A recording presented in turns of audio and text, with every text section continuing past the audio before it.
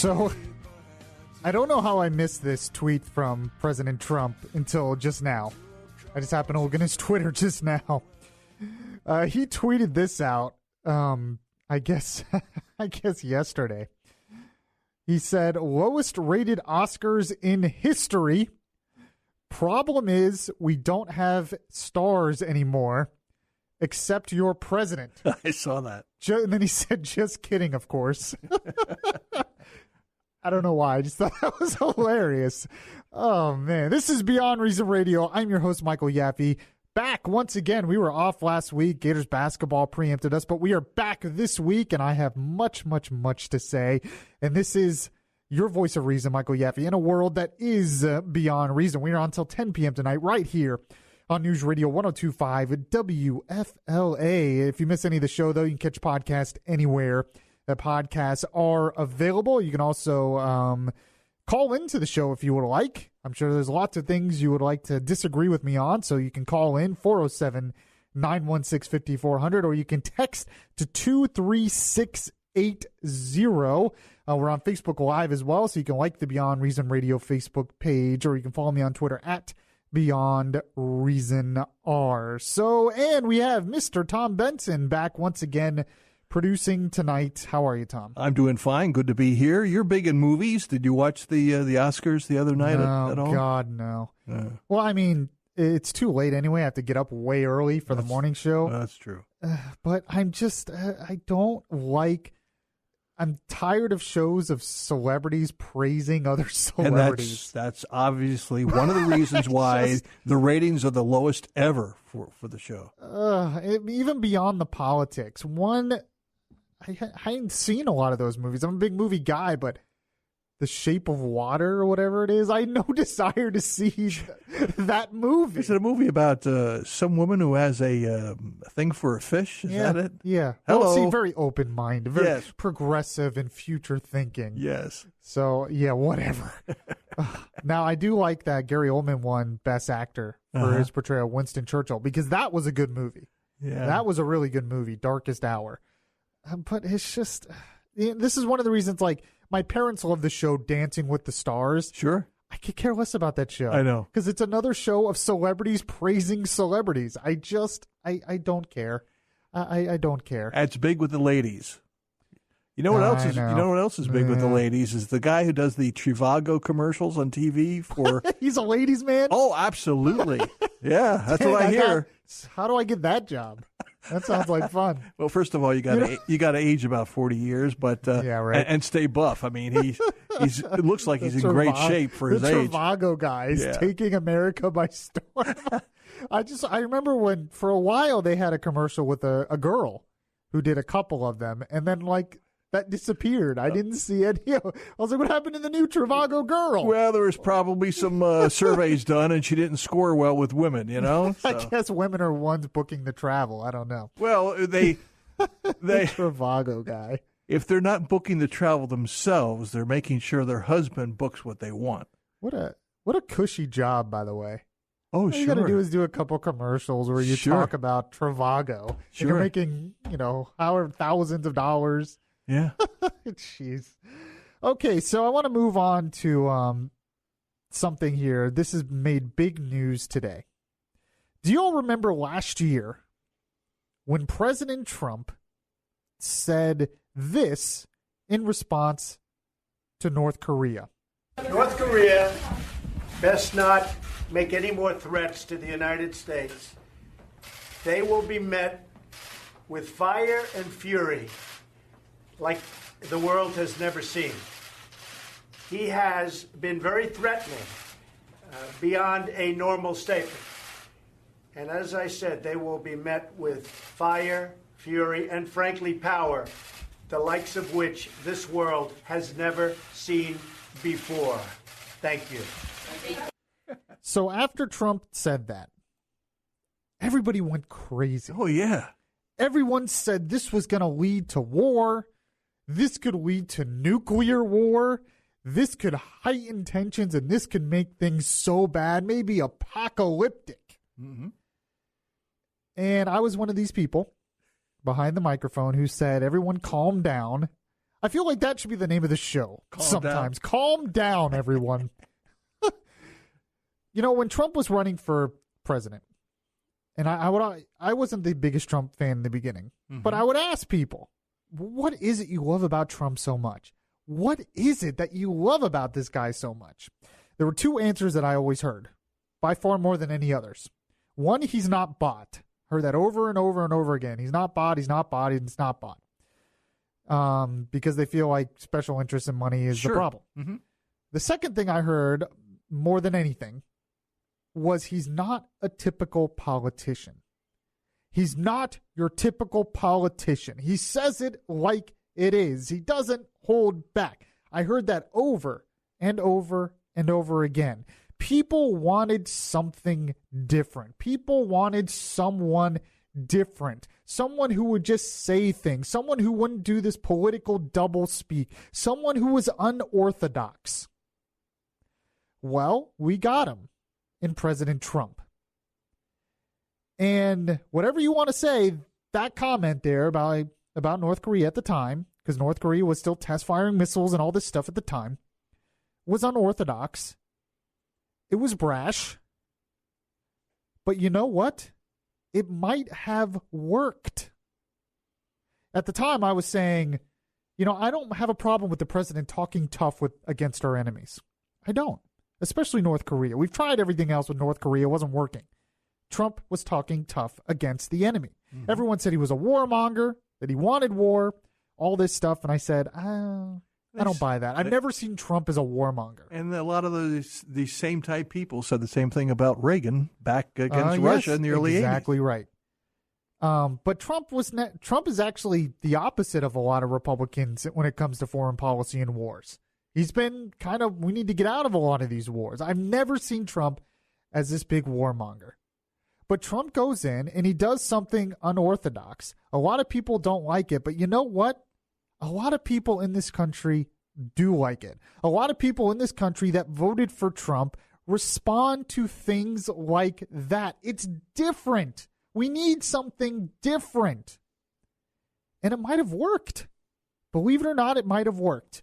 So this came out today, according to the New York Times. Seoul, South Korea, North Korea's leader, Kim Jong-un, has told South Korean envoys he is willing to negotiate with the United States on abandoning his country's nuclear weapons. Officials from the South said Tuesday. Mr. Kim also said he would suspend all nuclear missile tests while such talks were underway. During the envoy's 2-day visit to Pyongyang, the North's capital, which ended on Tuesday, the 2-day visit ended on Tuesday. The two Koreans also agreed to hold a summit meeting between Mr. Kim and President Moon of South Korea on the country's border in late April. The North Korean side clearly stated its willingness to denuclearize. The statement said, it made it clear that it would have no reason to keep nuclear weapons if the military threat to the North was eliminated and its security guaranteed. And that was a statement by South Korea. So they're talking now. There's reconciliation happening now. There's possible denuclearization happening now. Now, Trump tweeted out about this earlier today, said, possible progress being made in talks with North Korea. For the first time in many years, a serious effort is being made by all parties concerned. The world is watching and waiting. Maybe a false hope, but the U.S. is ready to go hard in either direction. Here's the point I want to make on this. Whether you want to give Trump credit on this or not, the fact is he talked tough. Everybody freaked out, said this was going to lead to nuclear war, and the opposite of nuclear war is happening right now. The opposite is happening right now. All the fear-mongering after Trump's comments is not happening. All those things that were said, that things are going to get worse. We're going to go to war very soon. There could be nuclear war. They're going to attack South Korea. All this stuff, all of that fear, it's not happening. Watch out, Guam. Yeah, Guam. We're going to attack Guam. All of that stuff that we were all supposed to be scared of and couldn't sleep at night and all this. And the exact opposite is happening. What's happening now is North Korea is talking with South Korea. They did joint stuff in the Olympics, and now they're talking about some kind of reconciliation. Whether you like Trump's approach or not, whether you like Trump or not, whether you want to give Trump full credit for this or not, the fact is that Trump talked tough, and all the fear-mongering wasn't worth it. The opposite of what they said would happen is happening. And this just brings to the point of the outrage mob. There's so much outrage every time Trump speaks. Maybe we need to take a step back and look at actual realities and say, maybe he was on to something here. Or at least say, I disagree with Trump's approach, but I don't think it's going to lead to nuclear war tomorrow, because it hasn't led to nuclear war tomorrow. It just hasn't. So maybe the news part of the show should be calmed down. And I understand that maybe this is temporary. I understand maybe we shouldn't trust North Korea. Of course we shouldn't trust North Korea. Trust but verify, as Reagan would say. But the fact of the matter is, Trump talked tough, and now, today, there's talks between North and South Korea to end this conflict.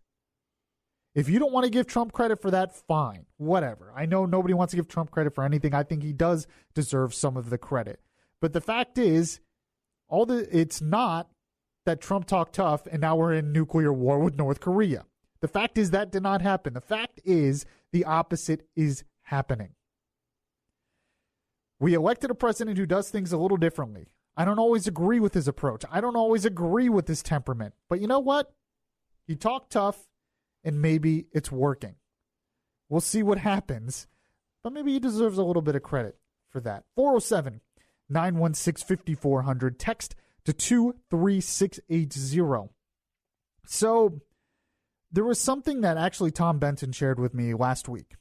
And I didn't get a chance to play it because I wasn't on the air last week. But I want to play it today because it's right on the money. There's the division in this country, which is a topic on this show a lot. And how do we fix some of the divisions? Where is all this division leading? And why is it happening? And what's the solution? We've seen a lot of this division, especially with the gun control debate. Once again, you have this mob on both sides just yelling at each other constantly instead of actually trying to find solutions. So I'm going to play some audio from a Voice of Reason on this, and we're going to go through it, and we're going to talk about it, because I think it's the guy who said it, I think he has some guts in saying it, because what he is saying is not very popular in today's world. What's popular in today's world is being controversial. What's popular in today's world is just yelling at the other side and saying you're right and winning. You know, as Charlie Sheen said, winning. That's what's popular in today's world. But I think there needs to be some voices that take a step back and say, we need to stop this, because it's leading us down a very dangerous path. So we'll play that next. 407-916-5400. Text to 23680. This is Beyond Reason Radio. I'm your host, Michael Yaffee. We'll be right back. If you miss any of the show, you can download the Beyond Reason podcast on iTunes.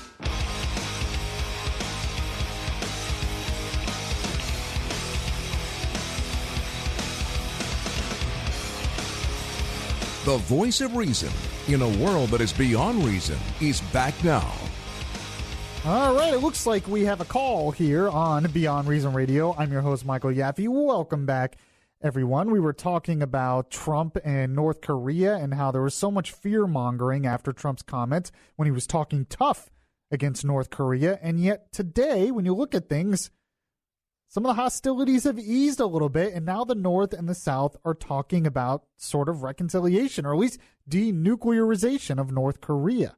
It's really unprecedented when you think about it, and Trump probably deserves some of the credit.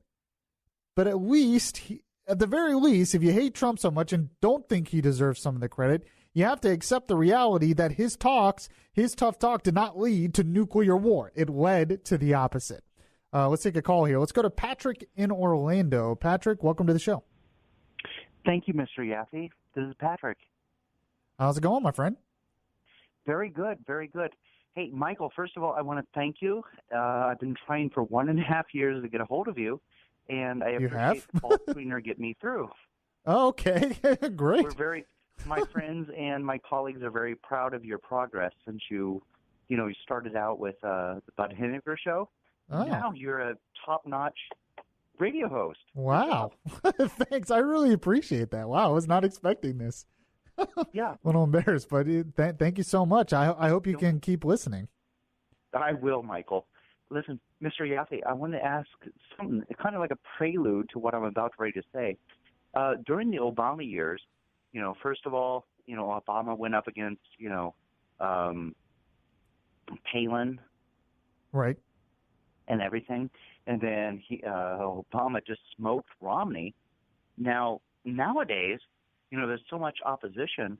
If you say anything bad about well, I'm sorry, I respect your opinion about, losing the election. We get into it. The Republican side or the conservative side is like saying, hey, we respect your opinion, but look how much progress we made. So what do you want? What can we do for you? And I just wanted to ask you, and I'll take your answer off the air, what's so wrong about agreeing with Trump instead of opposing him? Thank you, Mr. Yaffee. Well, Patrick. I wish you a good night. Oh, you too, Patrick. Thanks so much for calling.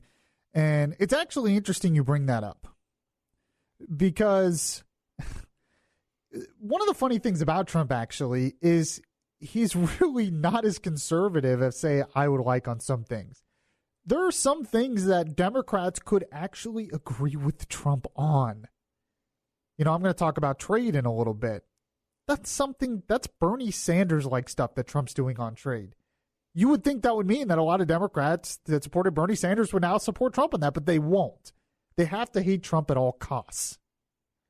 And it's just reflection of the division that exists in this country. And it's really beyond just your opinion on how to better the country or really beyond how it affects you personally. It's something deeper than that. And that's actually a good prelude to what I wanted to get to in this segment. So stay with me, Patrick, because we're going to talk about that. How this division, how it's like, no matter what Trump does, he's evil. You have to hate him. And then you have to go on Facebook and argue about it, of course, or you have to go in the water cooler and argue about it. There can't be any kind of agreement on anything. I was someone who didn't like Trump in the primary, and yet I find myself agreeing with a lot of what Trump does now. You have to be intellectually honest about this stuff. But someone who made a really good point on this whole topic, is actually Marco Rubio. I know if you're a Trump supporter, you weren't supposed to like Marco Rubio. What was it? Little Marco is what Trump called him? Yes. Mm-hmm.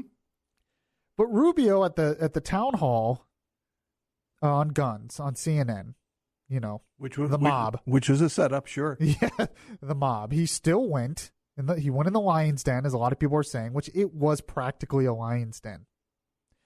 But he said something that has to do with this. It's actually very profound. It's one thing that I really like about Rubio.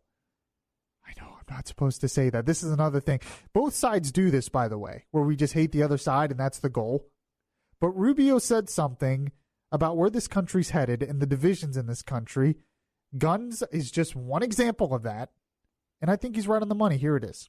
We are a nation of people that no longer speak to each other. We are a nation of people who have stopped being friends with people because of who they voted for in the last election. We are a nation of people who have isolated ourselves to only watch channels that tell us that we're right. We're a nation of people that have isolated ourselves politically and to a point where discussions like this have become very difficult.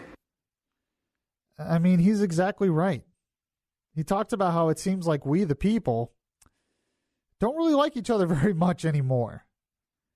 And we've just constantly divided ourselves on this stuff.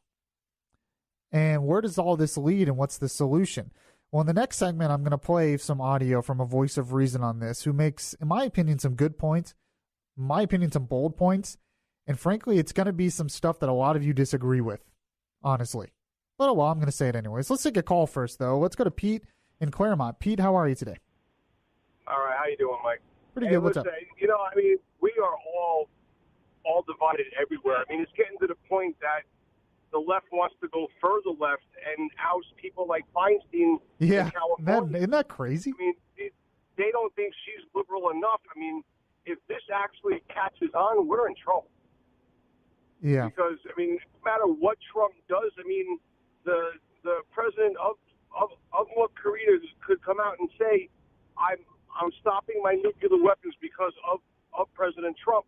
They still won't give him credit for it. Right. Yeah, you're right. They wouldn't. I mean, it's just, you know, I mean, it's getting to the point. I don't watch news on TV anymore. Even Fox. I mean, all of them. I mean, I used to get a headache every time I hear it. I mean, you're not the only one. Well, but I mean, but I mean, I definitely don't watch the other ones. But I mean, Fox I watch. But it's getting to the point that we can't even have an intellectual conversation with someone that we don't agree with without them insulting us. We're racist. We're bigots. We're this. We're that. Yeah. Now the NRA is a cult. You know, I mean, they're coming out with that now. You know, I mean, I didn't join the NRA to get a discount on Delta Airlines. I didn't even know there was one. So yeah, I think like 13. I think they found that 13 people used it. I had it on the radio the other day. 13 people out of the millions in the NRA used their discount. We don't. Everything's join political. The NRA to get 5% off Delta. Yeah, you know, it's a really good point. And Pete, I thank you for your call. The thing that really got me concerned about this, I mean, I've been talking about it on the show for a while, but the thing that really, I mean, almost kept me up at night was that town hall that Rubio was at. We just played the audio, that town hall. It just worried me about the future of this country more than anything, because all I saw was a mob, an emotional mob that just wanted to hate the other side and just wanted to tear them down and basically blame them for something that was not their fault. All that was missing were the torches. Yeah. And that kind of stuff, I tell you, destroys countries. If we cannot come together and at least agree that no one in this country likes mass shootings, that should be something we could easily agree on. Other than the mass shooters themselves, neither side wants kids to be gunned down in school. But we can't even agree on that. That's a problem for the future. And I'm going to play some more audio of this, and we're going to talk deeper about this in the next segment. This is Beyond Reason Radio. I'm your host, Michael Yaffee. We will be right back. If you heart Beyond Reason Radio, listen to the Beyond Reason Radio podcast on iHeartRadio. Just download the iHeartRadio app and search Beyond Reason Radio.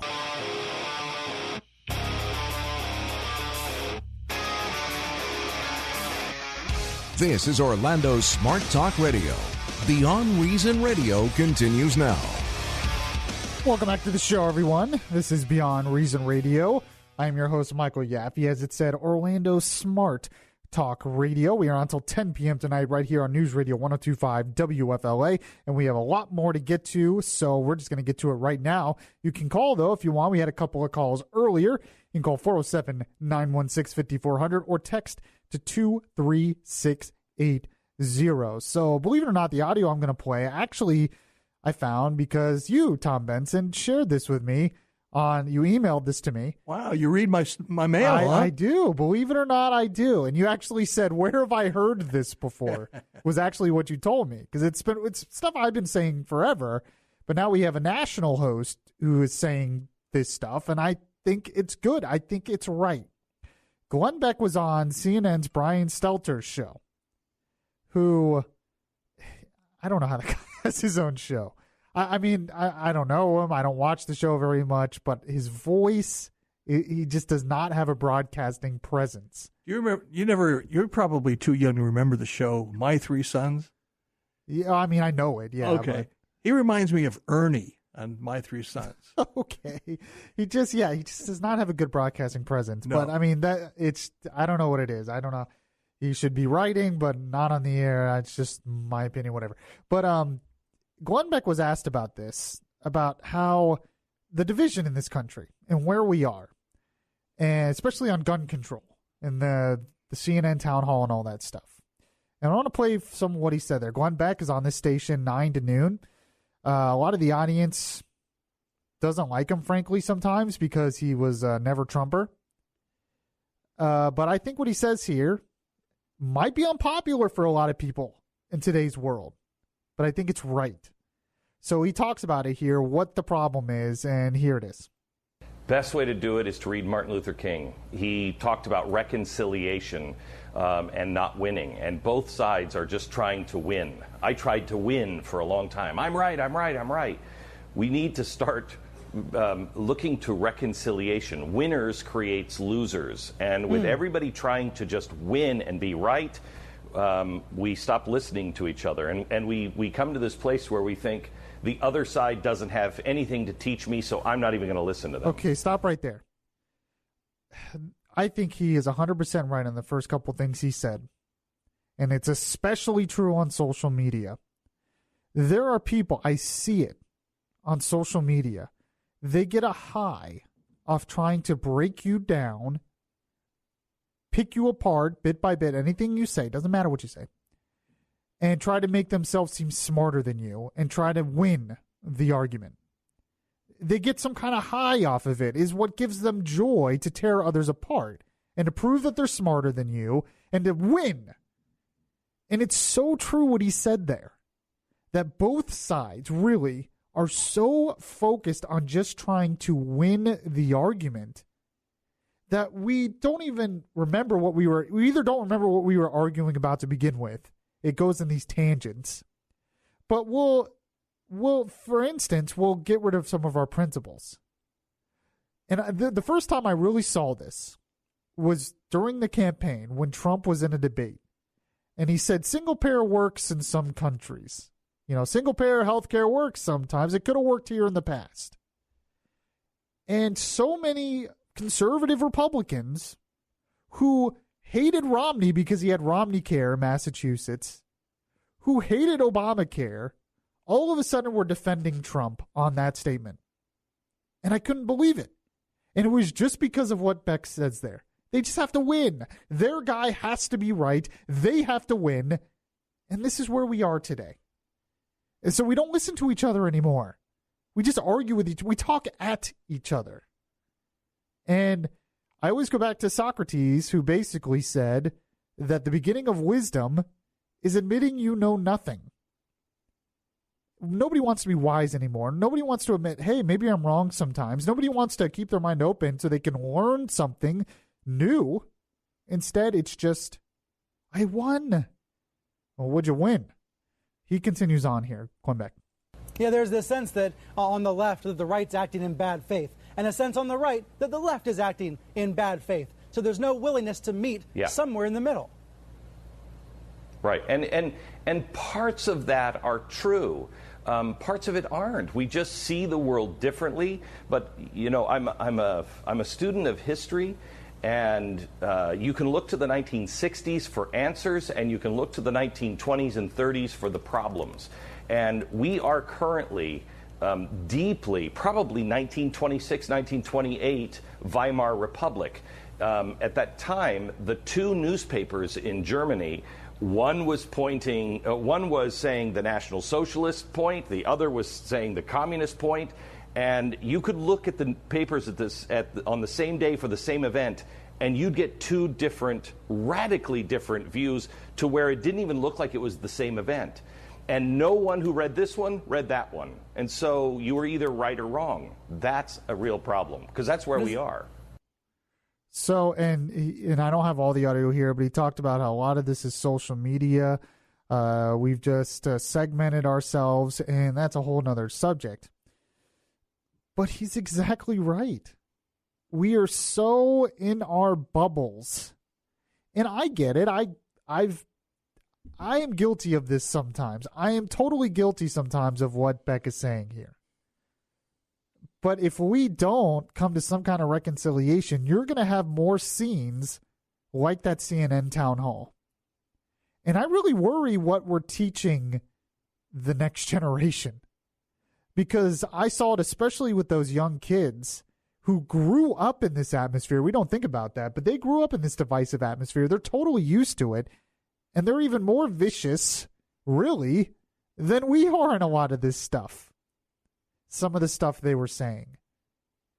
And they're going to be activists, and they're going to be out there protesting, and there's just going to be more division. And it's not good. Now, speaking of that, Glenn Beck here was asked about, well, he wasn't asked about this. He actually just brought it up. His opinion on that CNN town hall, and I think he's right once again. Here it is. CNN had a right and a responsibility to have that conversation, that town hall. But when you added a room full, when you added, 2,000, 5,000 people that were grieving and angry, you did nothing. You made things worse. If you wanted to have that conversation, then let's have that conversation in a calm way. But adding the crowd, it became the Christians and the lions. It was despicable and grotesque. But you would have told the students to shush? You would have told them to shut up? No, I would have said, this is too raw right now to have a stadium full of people. You pick the people, you have the kids that want to talk, and let's have that conversation in a small room without the cheering crowds. It's why I won't go on Bill Maher. Bill Maher has asked me for years to go on his program. I won't because it is just the cheering crowd. Somebody's trying to win. Martin Luther King would not have done that. Martin Luther King would have had the discussion without the cheering crowds. Don't try to win. Look for reconciliation.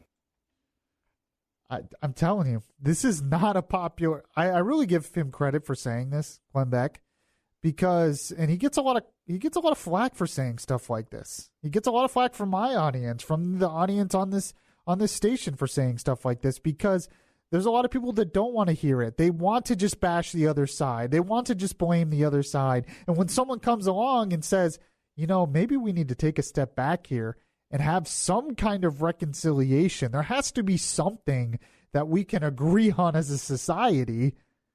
It's not going to be popular. But, of course, it wasn't even popular for a lot of people when Martin Luther King did it. And that's what makes it bold leadership. But in terms of the town hall, the first thing I have to find interesting is Brian Stelter was saying, Glenn Beck's making this great point that it was really not the time to do that town hall. Because all you had is the crowd, and all you had is the mob mentality, and all you had is them going against, Rubio and the NRA. And he's saying this is not how you do it. This is not how we come up with constructive solutions in a republic. And, of course, Brian Stelter says, well, you would just shut them up. You would just tell them to shut up. And immediately, even he went there, immediately. How could you silence these kids? And Glenn's like, not saying to silence them. They have every right to say what they want to say. But what you have now is this crowd, these mobs that get together, and it becomes this tribalist groupthink, and all it is shouting down the other side and winning.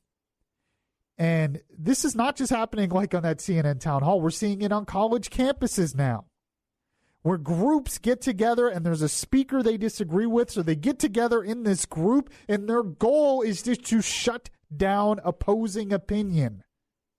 And what's funny is they call themselves anti-fascist when what they're doing is pretty fascist in itself. It was the fascists in Germany that were burning the books because they didn't want other opinions. Mm-hmm. This is what they're doing in college campuses, and it's not good. 407-916-5400, text to 23680. Tom Benson, I'm trying to do a serious monologue here about the future of the country, and on the TV comes the Trivago guy, and it totally distracted him. Do you have a man crush on the Trivago guy, Tom Benson? Not at all.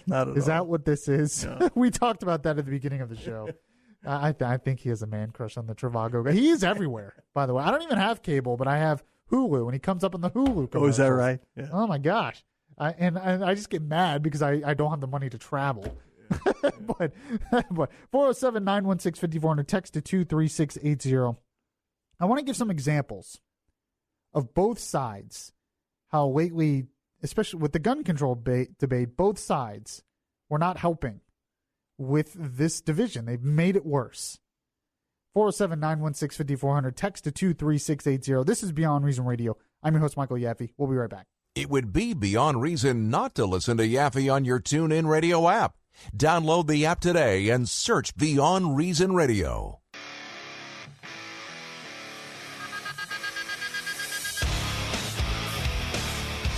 The conscience in your ear telling you the difference between right and wrong.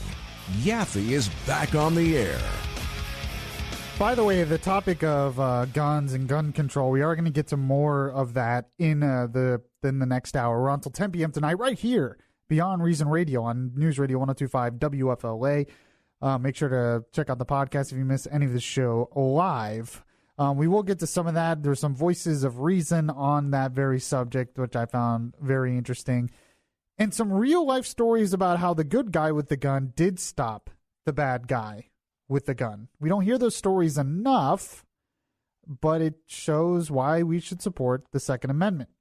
But in this hour specifically, we were talking about the division in the country, how with gun control, it's been this thing. And I played some audio from Glenn Beck who was saying we really need to stop with this whole just trying to win and maybe actually talk with each other, listen to each other, maybe actually listen to opposing points of view. Because it just seems like both sides, all they want to do is just start to win. And it's affecting the younger generation. We're seeing it now.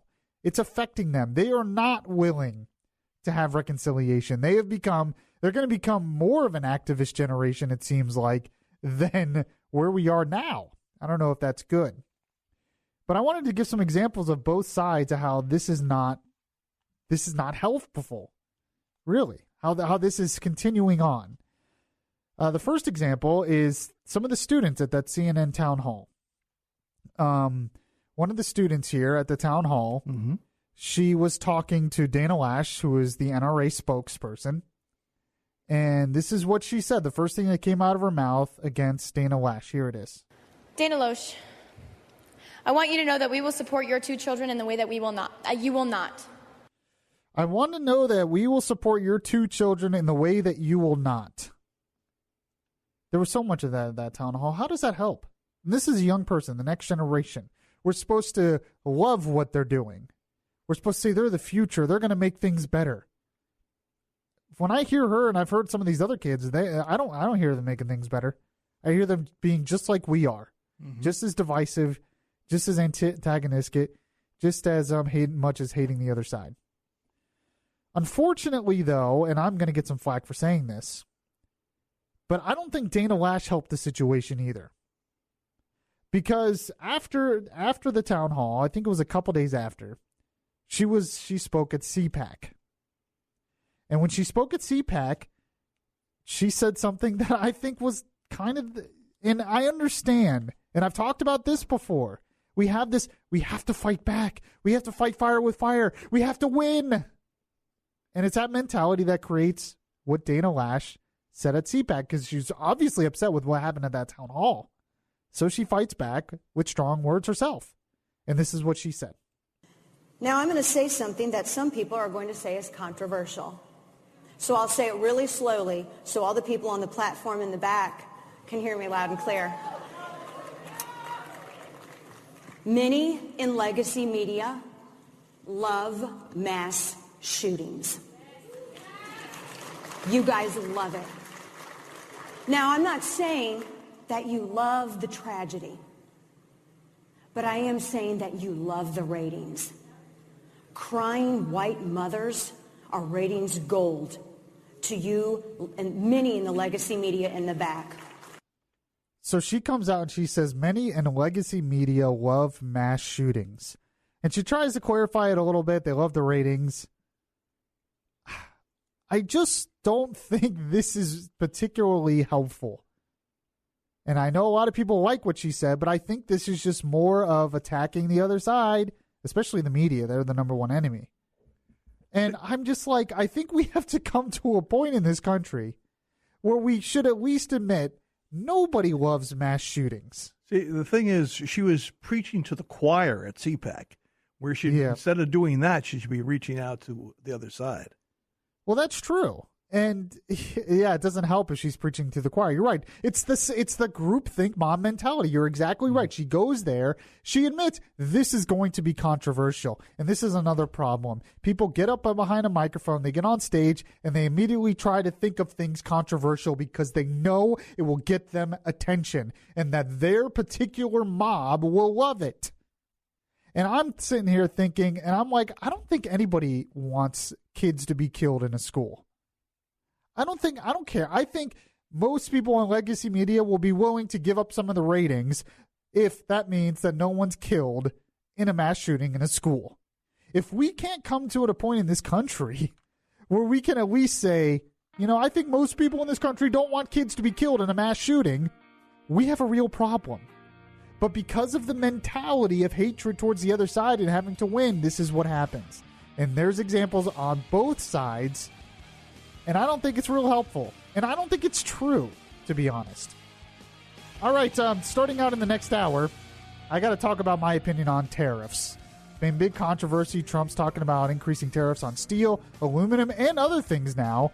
And I'll give my take on that. This is Beyond Reason Radio. One more hour to go. We'll be right back. That nothing comes from indifference.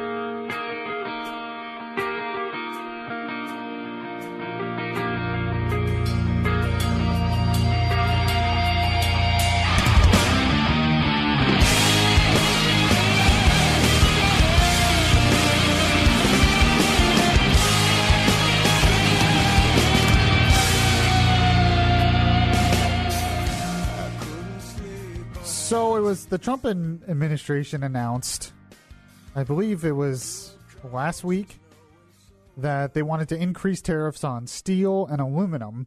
Mm-hmm. Well, it might not end there. This is according to Bloomberg.com. The Trump administration is considering clamping down on Chinese investments in the U.S. and imposing tariffs on a broad range of its imports to punish Beijing for its alleged theft of intellectual property, according to people familiar with the matter. They're talking about, under the most severe scenario being weighed, the U.S. can impose tariffs on a wide range of Chinese imports, from shoes and clothing to consumer electronics, according to two people familiar with the matter who spoke on a condition of anonymity because the discussions aren't public. So it's starting out with tariffs on steel and aluminum, which was announced kind of in the spur of the moment all of a sudden. Not too surprising. Trump has been talking about this for a long time. I'm not a big fan of it, and I'm going to tell you why in a sec. This is Beyond Reason Radio. I'm your host, Michael Yaffee, the voice of reason in a world that is beyond reason. We are on until 10 p.m. tonight, right here on News Radio 102.5 WFLA. You can call at 407-916-5400, or you can text to 23680 and tell me if you're a fan of these tariffs. I know there's a lot of people in the morning show, because Bud and I got in a little bit of a debate. Bud, who hosts a morning show on the station, Good Morning Orlando, he's a big fan of what Trump is doing. Mm-hmm. I'm not so much. I'm a big fan of free trade, as much free trade as possible. There is no 100% free trade out there right now. There are already regulations and tariffs on most of our imports, but this is increasing them even more. I'm a big free trade proponent, and I'm going to tell you why. We also have Mr. Tom Benson, who is producing as well. And well, the trouble with tariffs is the fact that you go tit for tat. It's going to be, a lot of what a lot of people think is going to lead to a tariffs law, trade war. Yeah, trade war. Well, yeah. Speaking of that, actually, let's just get to that. Trump talked about this yesterday. He was asked about his move on tariffs, and he doubled down on it. And go ahead and play that. Trump cut 3 for me, Tom Benson. We're not backing down. Mexico is, we've had a very bad deal with Mexico, a very bad deal with Canada. It's called NAFTA. The European Union, we can't do business in there. They don't allow. They have trade barriers that are worse than tariffs. They also have tariffs, by the way, but they have trade barriers far worse than tariffs. And if they want to do something, we'll just tax their cars that they send in here like water. I don't think you have a trade war. I don't think so. I don't think you're going to have a trade war now. What's really weird about those comments is at the end he goes, I don't think we're going to have a trade war. But right before that, what was he saying? He was basically talking about a trade war. He was basically saying we're going to have a trade war. And then he was asked at the end, he said, no, I don't think we're going to have a trade war. You just kind of outlined what a trade war is right before that, saying if they're going to do this, then we're going to do that, and all of this stuff. Well, he's probably thinking that he can talk to Canada, Mexico, and what other countries are involved and work out a more fair resolution to trade. I guess. This is another misconception that I see out there. We hate NAFTA so much. Why? Why do we hate NAFTA so much? Well, we hear it's because it ruined jobs, that it got rid of a lot of jobs. That's really not true. What has really created most of the job losses in manufacturing in this country is automation. And frankly, the unions, especially in some of these big Democrat states where they have a lot of laws and they have a lot of union power, they scared away their employment. But it's really automation that has done most of it. How do I know that? Because manufacturing has increased. Manufacturing output in the United States has increased since NAFTA has been put into effect. In fact, it has increased in 2016 when adjusting for inflation. Manufacturing output was 80% above its level 30 years ago. So when this is what I hear a lot of times, that we need to do this to save manufacturing in this country. And I understand the emotional appeal of this argument. You know, the left is really good at emotional arguments, but so is Trump. That's a big reason why Trump won. He is very good. He went to these states and these cities that had big manufacturing plants that went out of business, and he said, I'm going to bring these jobs back. And it sounds great. It brings back nostalgia. And it makes it seem like, oh, this is great. But when you actually look at the data, this is what I mean. When you hear those emotional things that China, Canada, Mexico is taking all our jobs, we don't make anything in this country anymore. You hear all this stuff, and emotionally you react to it. But the fact is, the data doesn't back it up. The data doesn't just back it up. And I'll get more into that, more of those stats in a second. But the main reason why I'm against putting these big tariffs on, especially with steel and aluminum, and this is very targeted to begin with, this is what he wants to do, is because a tariff is a tax. That's what a tariff is. When Trump is talking about raising tariffs on imports coming into this country, he's talking about raising taxes. You know, we just passed this big tax cut bill. Why did we pass it? Because we wanted to make corporations more competitive in the world market. So we passed a corporate tax break to make us more competitive, and it was working because tax cuts work. We want to be more competitive. We want to open up more free trade in the world. We want to do the opposite. But what he's doing now is he's increasing taxes on you, on the consumer, on the business person. So you have manufacturing plants out there who use aluminum, who use steel, and sometimes they import it from other countries. And now we've cut competition. When you add tariffs like this, you cut competition and you raise taxes. These are not free market things. These are not capitalist things. You are limiting the ability of many people in this country, many businesses in this country, many manufacturers in this country to be able to buy products at a competitive price. You are limiting their ability. You are believing in government involvement to manipulate the market. That's leftist thinking. That's why Bernie Sanders loves this. He hasn't said too much about it, but during the campaign, it was all about this kind of stuff. Well, he certainly can't come out and support Trump. But Trump said in the current campaign, I agree with Bernie Sanders on trade. Yeah. He does. There was a guy on the morning show who said, my professors, I guess he still thinks I'm in college. I've been out of college 8 years. But he says, your professors lied to you about tariffs and yada, yada, yada. My professors are liberals. We're liberals. They love tariffs. They hate all this free trade. They believe it's part of American imperialism across the world and all this stuff. I don't like it because it's a tax and it limits your choices as a consumer or as a business person. And you know what? And they know this too. The Trump administration knows this. So what they did is they were clever. So what they said is, well, it's not just about, trade deficits and all that stuff. It's about national security. We have to have these steel plants for national security reasons. Mm-hmm. Here's the problem with that.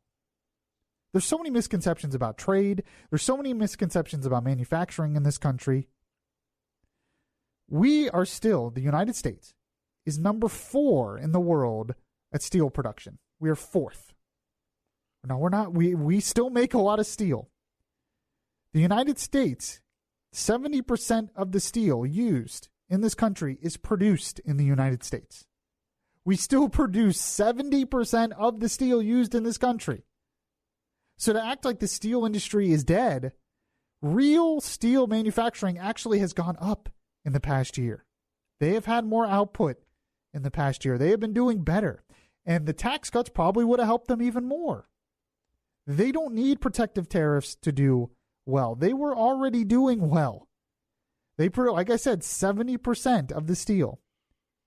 Now you talk about, we need certain kind of steel plants and yada, yada, yada.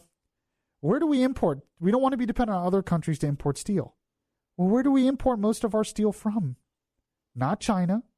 We import it from Canada and South Korea, 2 of our strongest allies. This is what I'm saying. All these emotional arguments, they sound good. We're going to bring American jobs back. Except it could hurt American jobs and a lot of these other manufacturing companies that import steel for their products. There's lots of manufacturing jobs there that could be hurt because the prices will go up. There's a lot of other jobs that could be hurt because prices will go up. And if a trade war happens, prices will go up. The fact is, under NAFTA, manufacturing output has increased in the United States. Job growth has increased in the United States. The only times you've had decreases were the recessions, which would have happened anyway.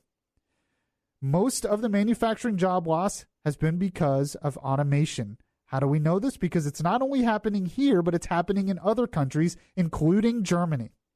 Germany has also had big amounts of manufacturing job loss. Why? Because automation is taking it. So to act like if we create this this protective barrier around the United States and we just create things here, you're limiting competition. Imagine if we did this for a lot of other things. For cars, for instance. You're basically giving the big unions a lot of power and you're limiting competition because you have this protective barrier around a certain industry.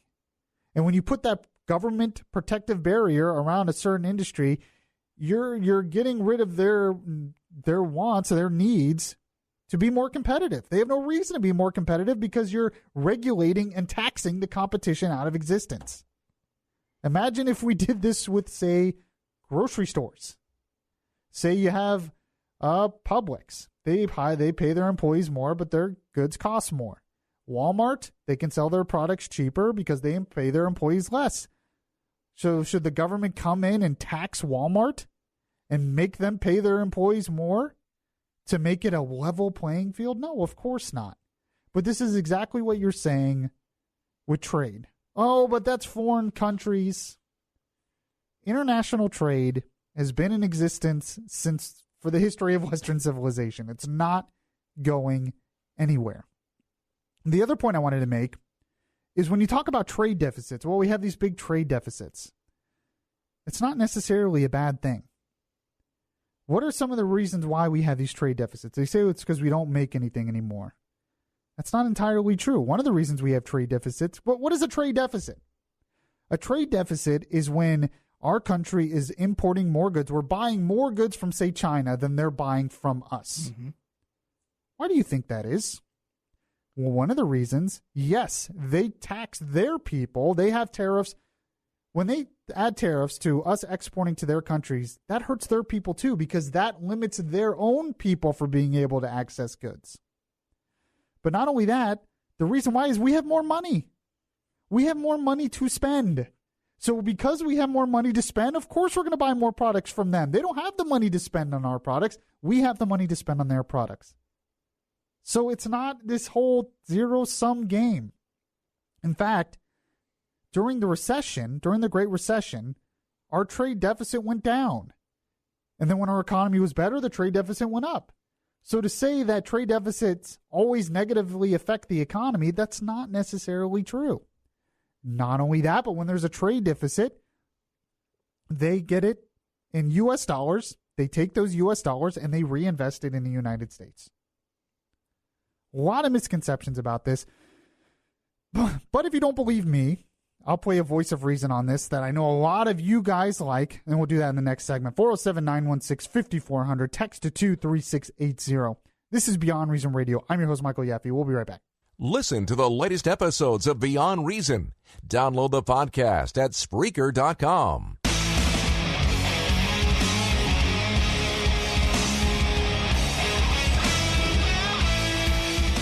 The place where we talk faith, culture, and politics. Beyond Reason Radio continues. I'll make a deal with everyone, though. I will support much higher tariffs, on imports under one condition. If we get rid of the income tax. If we get rid of the income tax and don't replace it with anything but tariffs, that's fine. I'd be for that. People always bring up that, tariffs have been in this country since its founding. People like Alexander Hamilton supported tariffs. We had tariffs in the past. There's a lot of debate on whether those actually did any good or hurt us. But there was still a lot of trade back and forth between us, even Britain. That's why we created the Navy. The U.S. Navy was created for that purpose, to protect trade. But back then, all we had were tariffs and sin taxes. So that was how we funded the national government. Now we have the income tax. You want to get rid of the income tax and have only tariffs and sin taxes, I'm all for that. Fine. But and by the way, this is Beyond Reason Radio. I'm your host, Michael Yaffee. I'm bringing this up because, people got upset when we need these higher tariffs. All these other countries are taking all our jobs. We don't make anything in this country anymore. Tariffs are good for the country, yada, yada, yada. And I was trying to bring some real perspective on all of this. NAFTA has been just a complete disaster. It's killed job growth in this country. But when you look at the numbers, that's what gets me. When I'm like, okay, let's look at the actual numbers. When I look at the numbers, I don't see that. Manufacturing under NAFTA, manufacturing output in the U.S. has gone up 42%. It's 42% higher since NAFTA has been into effect. How are you telling me then that NAFTA killed manufacturing in this country? The United States is still number 2 in manufacturing in the U.S. or in the world. The United States is number 2 still in manufacturing in the world. China's number 1. That might have happened with NAFTA or not. Probably would have happened with NAFTA, without NAFTA. The other thing, in terms of steel, we're number 4 in the world in producing steel in the United States. And we still get 70% of our steel right here in the U.S. So if it's a national security issue, I don't see it. But the fact is, when you had these higher tariffs, you're just taxing the American consumer. You're taxing a lot of manufacturing businesses that are reliant on those imports. And the fact is, the way to do it is make us more competitive. So if we just create this protective barrier around the United States, you're getting rid of competition. The thing that really hurt manufacturing in this country was massive regulations and unions, big union deals and all that stuff. Protective tariffs aren't going to stop that. What you have to do is deregulate and break the back of the unions. But you have a lot of manufacturing companies that are coming back to the U.S., and they're putting them in the South. They're putting them in states like South Carolina. Why? Because they don't have the power of the unions and everything. But when you look at the raw data, I just don't see the numbers to say that we are in this disaster and we need these big protective tariffs. I'm not saying we can't negotiate some better trade deals. That's fine. We can do that all day. but there's just a lot of misconceptions out there. But if you don't believe me, fine. I'll play my voice of reason of today. He said it on his radio show a couple days ago, Mark Levin. I know a lot of you who love Trump, who love this show, who love Bud, also love Mark Levin. They love his show on this kind of stuff. Well, he came out and he made some really good points on this, and I agree with them. And this is what he said on it. Does that mean you have trade without taxes? Well, there's always taxes on trade. Does that mean you have trade without regulations? There's always regulation on trade. The ignorance of people who write like this. If you ever try to ship something from this country to another country, there's all kinds of documents you have to sign, all kinds of regulations, all kinds of proffers you have to make, and taxes you have to pay. Or if you want to ship something into the United States, same thing. It's not as if we don't have tariffs and we have absolute free trade.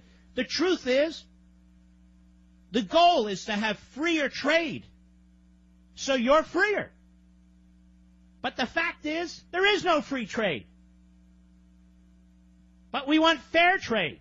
So fair trade, you see, is raising taxes massively by the president and the federal government on everything you purchase that has steel, aluminum, or lumber in it. That, they say, is fair trade because it'll punish the Chinese. It doesn't punish the Chinese, it punishes you. And where do you think that money goes? Two places. It goes into the federal government, and these favorite industries are able to jack up their prices just within the limit that's on the tariff. So in other words, if you have a 25% steel tariff on, most of these companies will raise their prices 20, 22, 24%, so they're just under it. They make out like bandits. And then they wrap this up in patriotism and Americanism when it's quite the opposite. And if that's so great for America and American jobs, well, why would you just limit it to steel and aluminum and lumber? Let's massively increase tariffs on wheat. Let's massively increase tariffs on corn. Let's massively increase tariffs on every damn thing we produce, whether it's a raw material or a finished good. That way we'll have explosive growth, explosive wage increases. We will destroy every competitor. Well, of course, that's nuts. You know what you'll have? The poorest country on the face of the earth. And he's exactly right. And he was making points that I just made. When you add these massive tariffs, you are limiting competition. You are limiting competition in the American marketplace. You just are. And you're increasing taxes on businesses and consumers. The goal should be to have freer trade across the world. When they add tariffs on our products, exporting it, we talk about how it hurts us. It also hurts them because it limits their consumers from buying stuff. Yeah, all you have to do is look at some of these poor countries in the world. Look at Cuba. Why do you think Cubans still drive around in 1950s Chevys? Because there's an embargo and they're not allowed to import cars from other countries. Now, we put that embargo on them, but now we want to put embargoes on ourselves? This idea that protection of a country and limiting imports is good for a country and is good for the American consumer and is necessarily good for manufacturing and job growth, the data doesn't show it. But even beyond all that, there's also a freedom issue involved. Because as an American citizen or an American business, you should have the freedom to be able to buy something from another country if you so choose without too much government interference. That should be your right and your freedom to do that. But we don't because we want to give special privileges to some businesses. Who cares if, yes, these free trade deals have created more jobs than lost? The steel industry, this one steel company was hurt by it, so we have to help them. It's good politics. It'll be popular in some areas because it'll make it seem like, yes, America's going to be back. The truth is America never left. Honestly, we still have massive manufacturing in this country. So you have to look at the data, but I think this will hurt more than it will help. All right, I want to get into some of this debate on gun control. I'll play a voice of reason on that. My question is the right winning this debate? Is the right winning the debate on gun control? I'm not so sure. Some people think we are. Some people think we aren't. I'm very torn on this, and I'll tell you why in a sec. 407-916-5400. Text to 23680. This is Beyond Reason Radio. I'm your host, Michael Yaffee. We'll be right back. Download the iHeart Radio app and catch the Beyond Reason Radio podcast.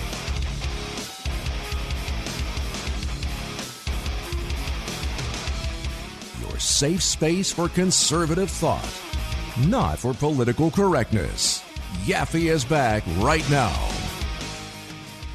So, headline from the National Review by David French. He's been writing about this a lot and makes a lot of great points. But this is what he says. He says, why the left won't win the gun control debate. Why the left won't, as in will not, win the gun control debate. Welcome back to Beyond Reason Radio. I'm going to shift gears here into still talk about gun control. The Florida legislature is working on passing a bill for more gun control measures. It passed the Senate. It got rid of the provision to arm some teachers, which to me was unfortunate. You know, it just gave into the fear-mongering, I think, from a lot of people. That teachers will start shooting students, or they have too much on their plate already, and yada yada. Yeah, I know, it's just crazy. They give the worst case scenarios with stuff like that, but then they'll say we have to do something. Well, we gave you ideas. Oh, well, then this and this could happen. Well, if you ban all guns, this and this could happen. Oh, you're just fear mongering. Well, that's what you were just doing. but anyway. It's kind of a different subject, but it's still been a big topic, and of course it's been focused on the guns. And the left, I mean, I wonder if David French is right here. I'm not so sure. Because he thinks we're still winning the debate on guns, the right, and that the left cannot win this debate. It sure seems like they're making a lot of headway. But this is what he says here in his article. He says, John Locke described the right of self-defense as a fundamental law of nature. It is an unalienable right every bit as essential to human liberty as the right to speak. Indeed, when a person experiences an actual threat, the need to exercise that right of self-defense becomes more immediately primal and deeply felt than any other constitutional right. You can't speak when you're dead.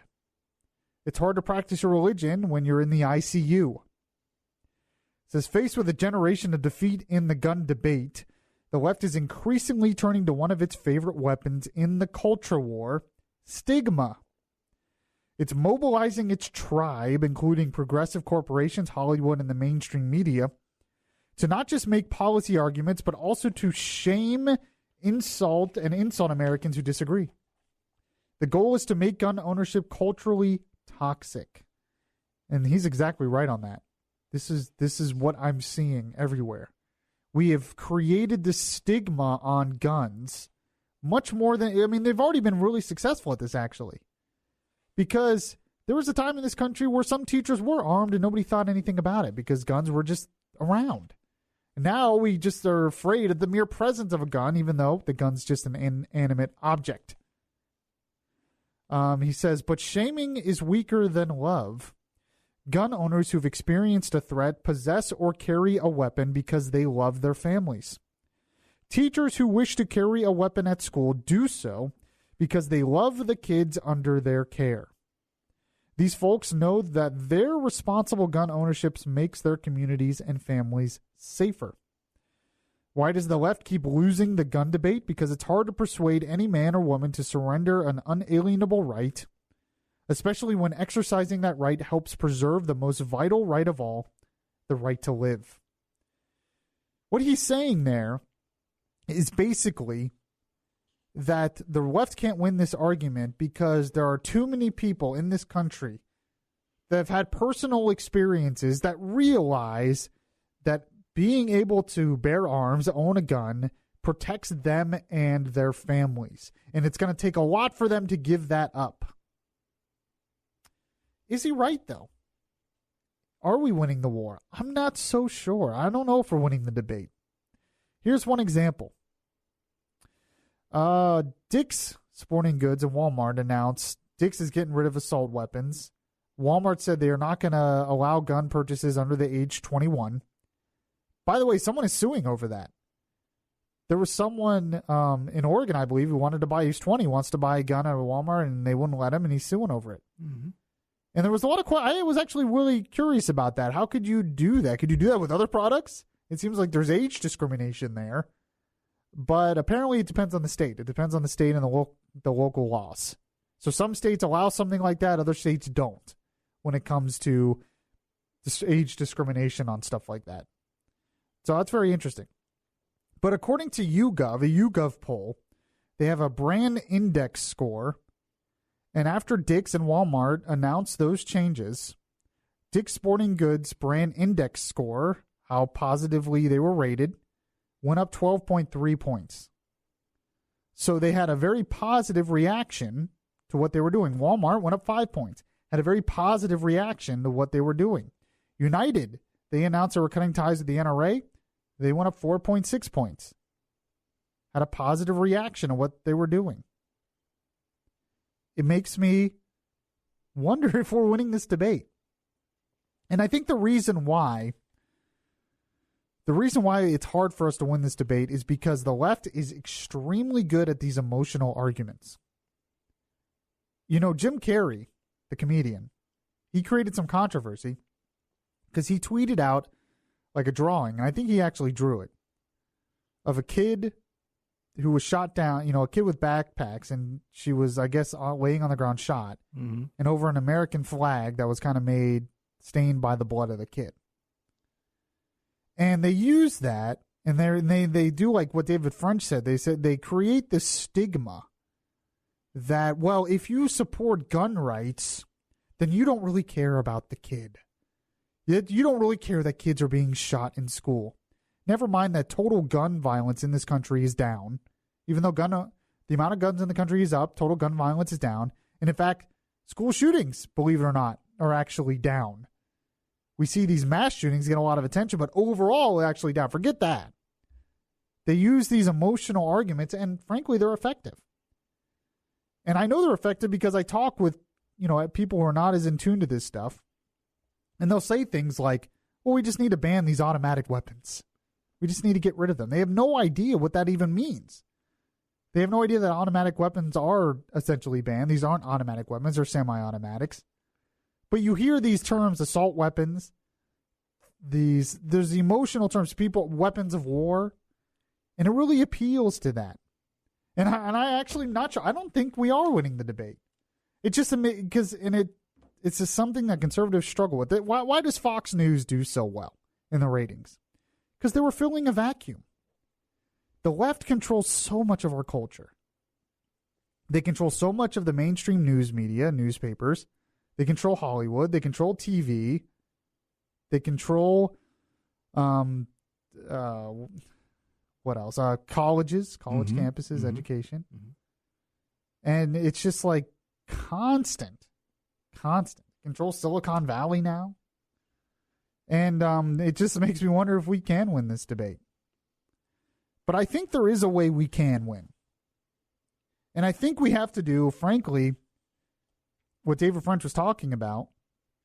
And we have to give more of these examples, these emotional examples, basically, of instances out there where the gun actually helped a good guy. You know, there was a lady who wrote a editorial or a op-ed in the New York Times, and she talked about how she got a gun to protect her family.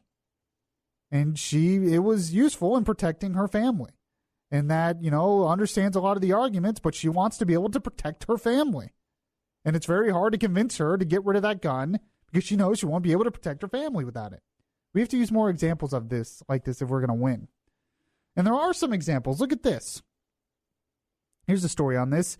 An Illinois man with an AR-15 stops a man with a knife. There was an instance. A man armed with an AR-15 rifle stopped an attack by one of his neighbors and held him until police arrived. Police say it all began when someone with a knife attacked another person during an argument. Neighbor Dave Thomas, who witnessed the attack, went into his home, got his rifle, and ordered the suspect to stop. I poked my head out the door. There was a pool of blood. Blood was everywhere in the hall. There was still a confrontation going on, so there were about 3 or 4 people involved at this point. So I ran back into my house and I grabbed my AR-15. I grabbed the AR-15 over my handgun, bigger gun. I think a little more of an intimidation factor definitely played a part in him actually stopping. Instance right there where an AR-15, oh, that gun that we don't need. Nobody needs an AR-15. Actually stopped something bad from happening. If guns were not around, he wouldn't have been able to do that. Good guy with a gun stopped something bad from happening. Another instance of this. 3 burglars break into a house, get dropped by homeowner's son with an AR-15.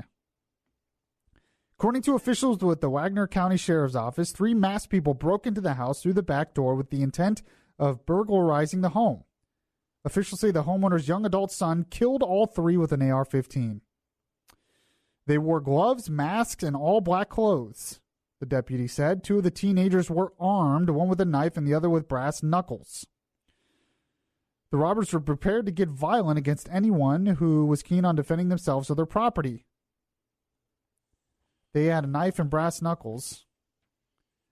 But the younger person, he was equipped with some serious firepower. He had an AR-15.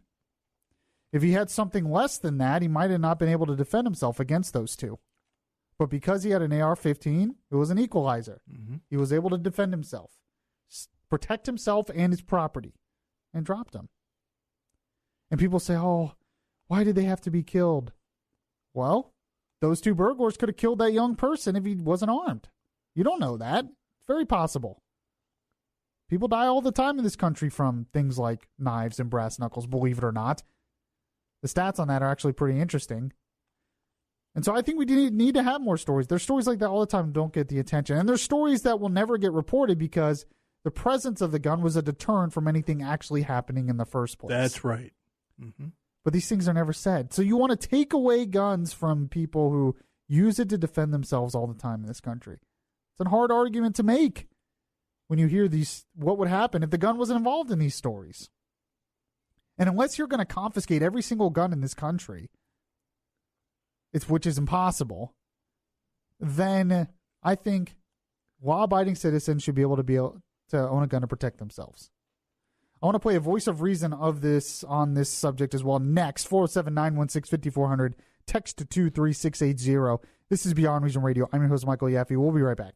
If you like Beyond Reason Radio, well, make sure to show it by liking the Facebook page at facebook.com/Beyond Reason Radio.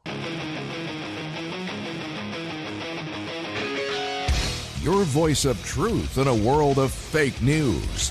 Beyond Reason Radio continues right now. So we just got a text from our buddy Carl Jackson, who does a show on this station Monday nights, 8 to 10 p.m., which you produce, I think, by the way, Tom. I am here for that, too, yeah. Yeah, he says this. He says, Yaffee, your skepticism on the gun debate is valid. If we on the right were winning the debate on guns, we wouldn't see Florida legislatures capitulating to feel-good legislation. He says, how do you kill the Bill of Rights? One law and regulation at a time. Yeah, he's exactly right. I'm not sure we are winning that. It's the slippery slope. It really is. And you talk to the average American, I hear them say things. We need to get rid of assault weapons. They don't know what they are really, but they just say things like that. So very interesting. I wanted to play a voice of reason here. This is Walter Williams, who was on Mark Levin's new TV show on Fox. And I thought he made some really good points on this. I think the show's called Life, Liberty, and Levin. Yeah, it's on Sunday nights. Yeah, very clever name. This is on like a week ago, but I really liked what he had to say, so I wanted to play some of it because he's exactly right when it comes to this whole gun control debate and how a lot of people are just misinformed about the facts of the Second Amendment. So here he is. Well, I think that Americans need to be educated on why the founders of our nation gave us the Second Amendment in the first place.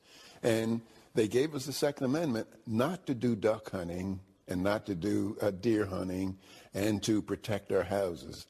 They explicitly said They want us to have arms to protect ourselves against abuse of government. And see what you just said? Okay, stop right there.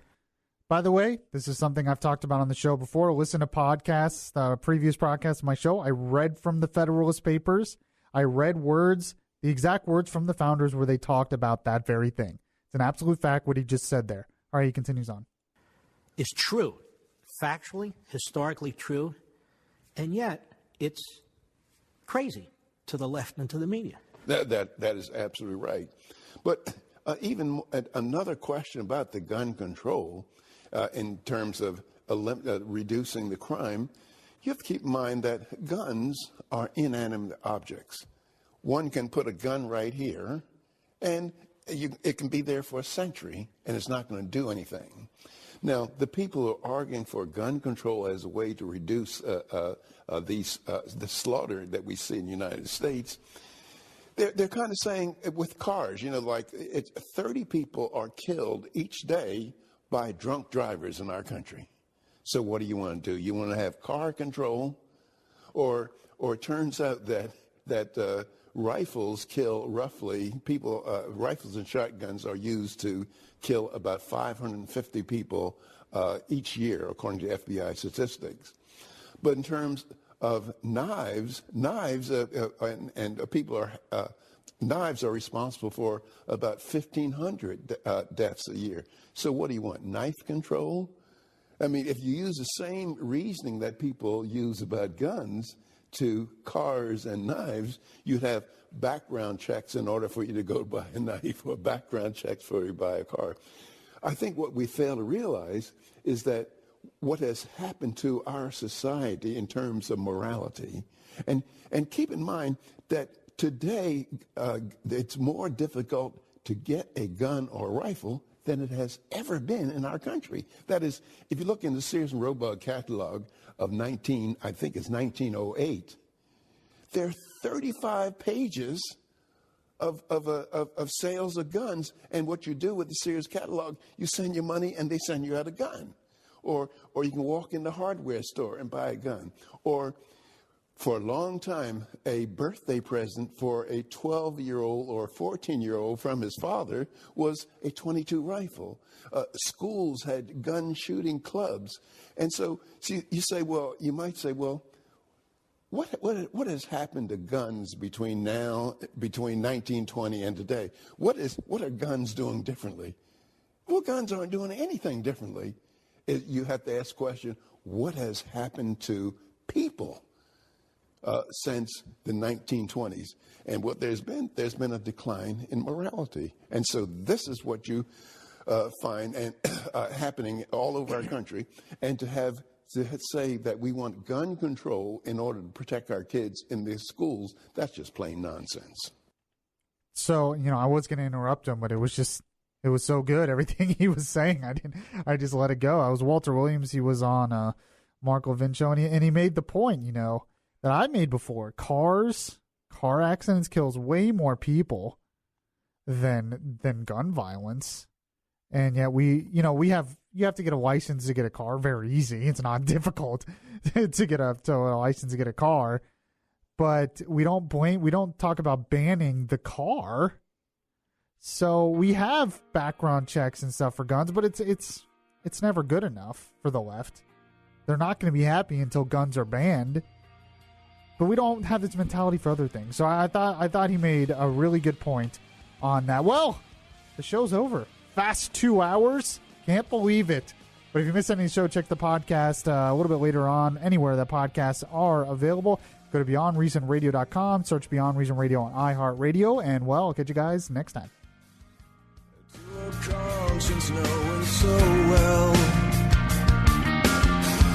that nothing comes from indifference.